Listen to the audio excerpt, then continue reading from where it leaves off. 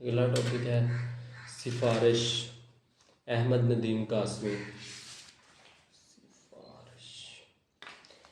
مصنف افسانے میں بابو جی کو کہانی کا کردار بنا کر پیش کرتے ہیں۔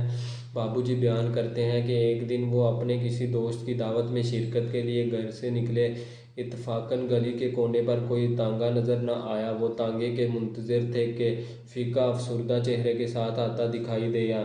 وجہ پوچھنے پر اس نے بتایا کہ گزشتہ رات کو اس کے بابا نے مصری شاہ کے ایک نیم حکیم کا سرما لگایا تو تمام رات تکلیف ہوتی رہی۔ گھریلو ٹوٹکے استعمال کرنے سے بینائی بھی جاتی رہی۔ صبح اسے میو ہسپتال کے برآمدے میں جگہ ملی۔ فیکے نے بابو جی کو بڑی عاجزانہ درخواست کی کہ ذرا ساتھ چل کر ڈاکٹروں سے سفارش کر دیں کہ وہ اس کے بابا کا معائنہ کر لیں۔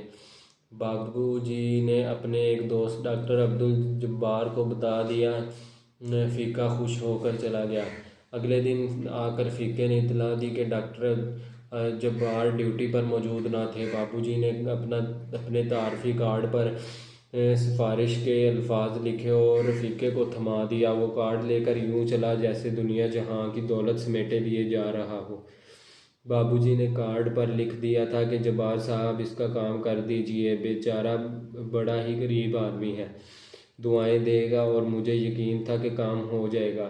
ڈاکٹروں کو صرف اتنا ہی دیکھنا تھا کہ آنکھ پوری طرح بجھ گئی ہے یا تھوڑی بہت رمق باقی ہے۔ مگر شام کو فیکے نے آ کر بتایا کہ اسے غربت اور بوسیدہ کپڑوں کی وجہ سے ڈاکٹر جبار سے ملنے نہیں دیا گیا۔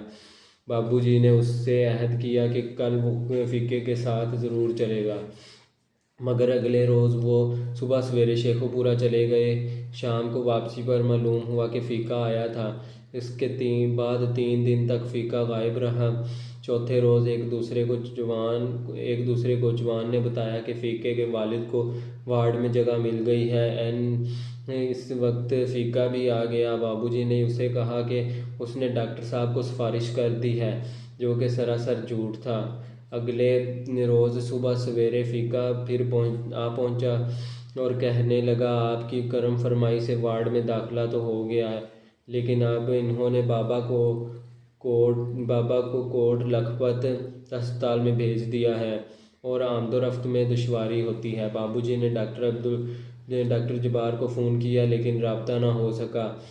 1-2 روز کے بعد فیکا سامنے کی گلی سے آتا ہوا دکھائی دیا۔ بابو جی نے کترانے کی کوشش کی مگر فیکے نے موقع نہ دیا اور شکریہ ادا کرتے ہوئے کہا آپ کی سفارش سے بابا میو ہسپتال واپس آ گیا ہے، آنکھ کا آپریشن بھی ہو گیا ہے، اب جمعے کے دن پٹی کھلے گی۔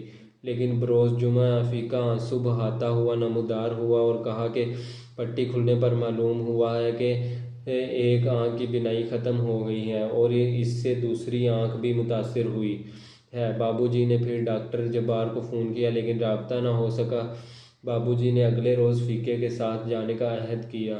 فیکا 2-2.5 ہفتوں تک نظروں سے اوجھل رہا۔ ایک روز صبح سویرے نوکر نے آ کر بتایا کہ فیکا باہر آپ کا منتظر ہے۔ بابو جی نے نوکر کو ڈانٹا کہ اس نے فیکے کو ان کی موجودگی کی اطلاع کیوں دی۔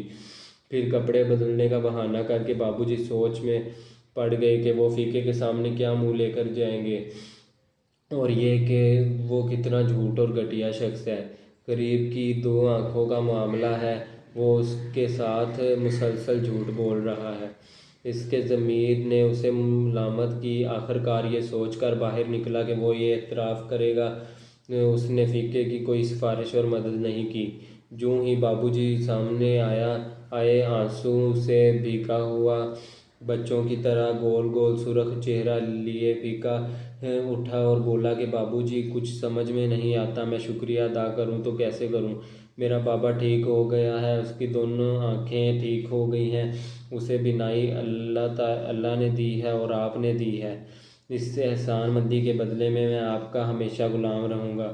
یہ سن کر بابو جی کے منہ سے صرف یہ الفاظ نکلے کوئی بات نہیں فیکے، کوئی بات نہیں۔ مصنف بابو جی کے کردار کی زبانی بیان کرتے ہیں کہ مجھے دعوت پر جانے کے لیے تانگا درکار تھا۔ اس دوران میں فیکے کو کوچوان پریشانی کے عالم میں ملا۔ اس نے بتایا کہ اس کے بابا نے مصری شاہ کے نیم حکیم کا سرما آنکھ میں ڈالا تو اس کی بینائی چلی گئی ہے۔ اس وقت وہ میو ہسپتال میں داخل ہے، لیکن کسی ڈاکٹر نے اس کا معائنہ نہیں کیا۔